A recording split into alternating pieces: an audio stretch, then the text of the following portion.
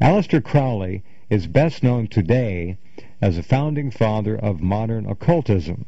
His wide, hypnotic eyes peer at us from the cover of the Beatles' Sgt. Pepper's Lonely Hearts Club Band, and his influence can be found everywhere in popular culture.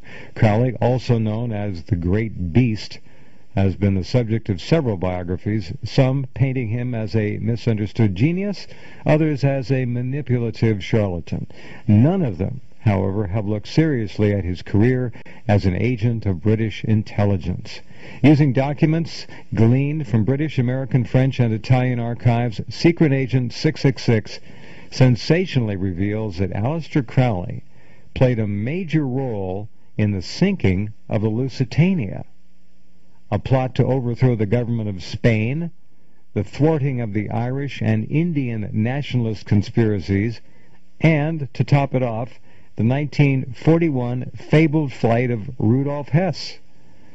Author Dr. Richard B. Spence argues that Crowley, in his own unconventional way, was a patriotic Englishman who endured years of public vilification, in part to mask his role as a secret agent. The verification of the Great Beast's participation in the 20th century's most astounding government plots will likely blow the minds of history buffs and occult aficionados alike.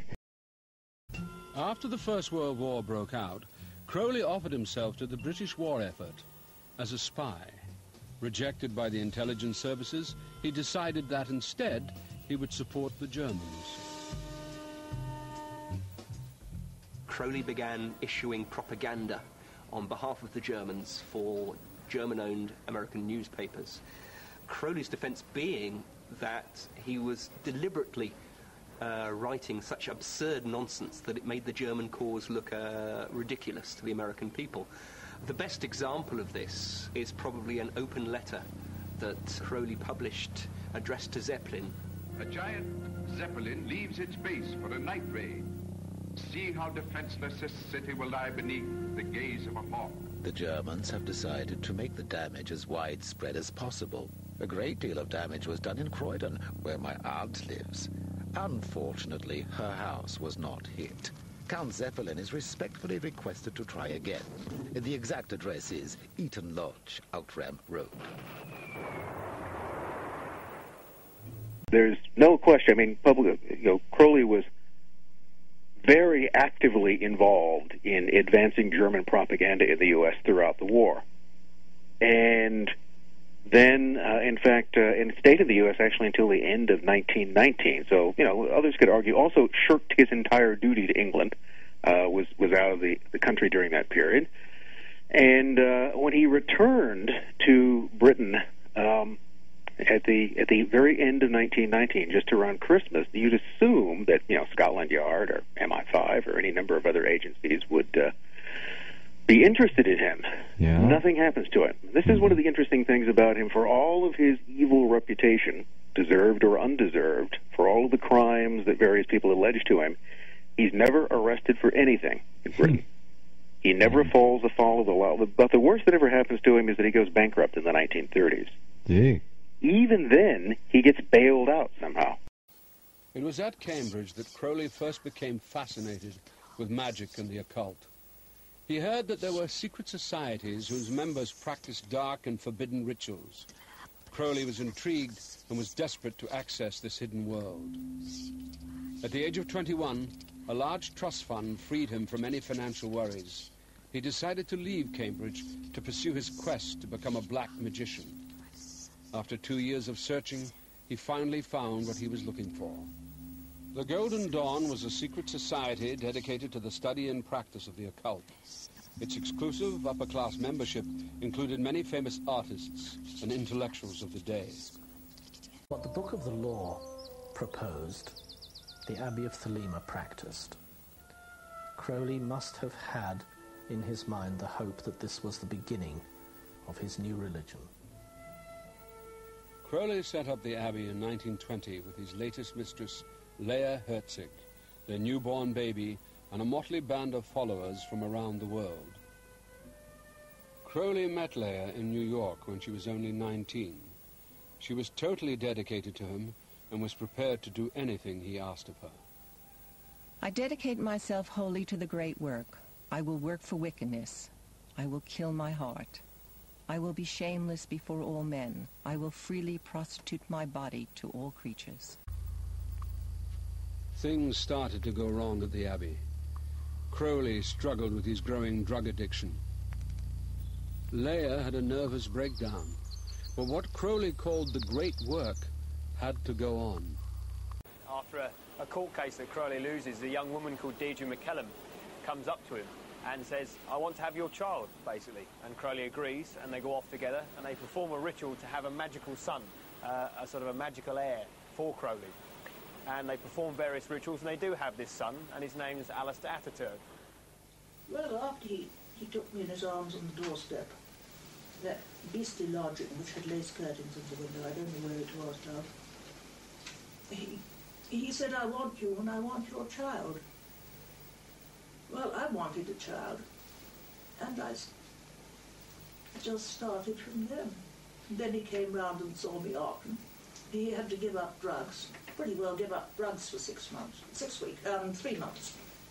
because he couldn't conceive very easily. Well, I suppose I conceived. He did the other thing, but...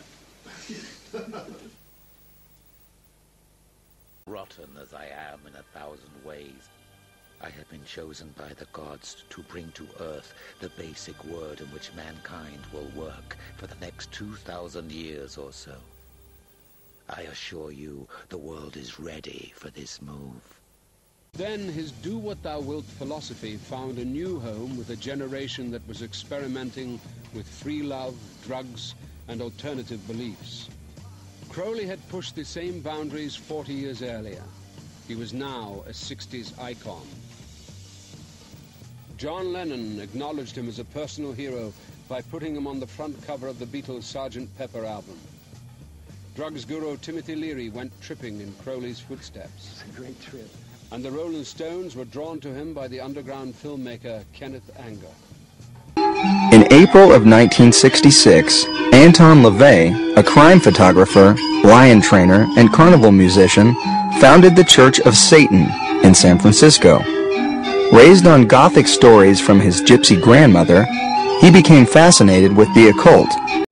Television is actually much closer to the new religion, universal religion, than Christianity is. If the gods or the priests, the high priests of television, want to overnight, and it serves their purposes, they can or could eliminate Christianity as we know it. Talking to Dr. Aquino and his wife, you are a lieutenant colonel in the United States Army. Correct. Now, and how does the Army feel about you being head of the Temple of Set? The Temple of Set follows the ancient Egyptian Prince of Darkness, Satan in another guise. It's America's only legal satanic church and enjoys tax-free status. Lilith Sinclair and Temple Director Michael Aquino edit the Satanic Newsletter. It has a circulation of 75. The Temple of Set emerged from the Church of Satan, founded in the mid-60s by Anton LaVey, a one-time lion tamer and carnival performer, and the Church of Satan's self-appointed makers. The Temple of Set is the Church of Satan grown up. The Church of Satan started out on a very self-indulgent, materialistic level.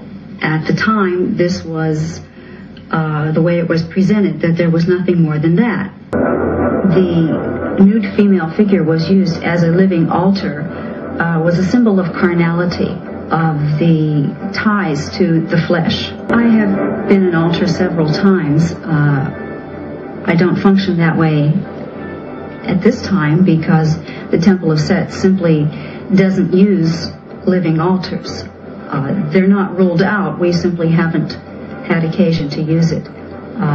It was quite an experience. It was one that I felt honored by and that I enjoyed quite a bit. On this altar is one of a number of daggers which we may use in our rituals. This one happens to belong to the commanding general of the most elite unit of Germany's infamous SS, which was concerned with black magic and occultism research in general. anything that it could find that had to do with the origins of the human race, destiny of humanity. The perverted view of the occult held by Heinrich Himmler was of an evil magic that could help create a new master race. Wewelsburg Castle is where he performed his ceremonies. I have been to the Wewelsburg, which still preserves Heinrich Himmler's ritual chambers to this day, and have conducted a black magical ritual in the so-called Hall of the Dead beneath the Wewelsburg. This particular dagger is inscribed to our comrade, the Leibstandarte Theodor Wisch, Brigadeführer, a major general in the Waffen-SS. And on its blade, it bears the inscription, Mein Ehre heißt Treu, or my honor shall be known by my faithfulness.